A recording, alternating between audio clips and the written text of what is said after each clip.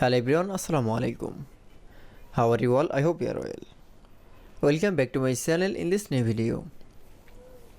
Today's video, how to convert text to shape in Microsoft Publisher. So get started.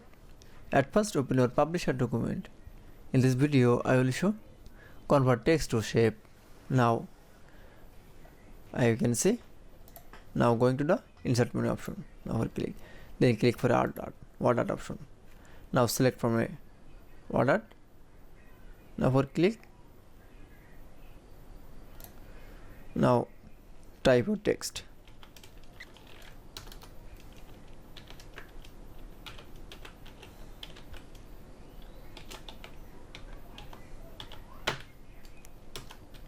Now select from OK. Now you can see convert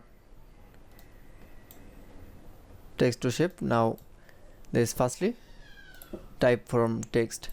Now going to the shape fill option.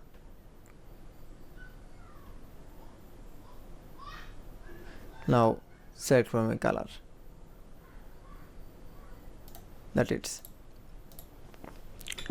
Then we can see convert text to shape in Publisher document is very easy. I hope to enjoy the video. Please like, comment, share and subscribe my channel. Thank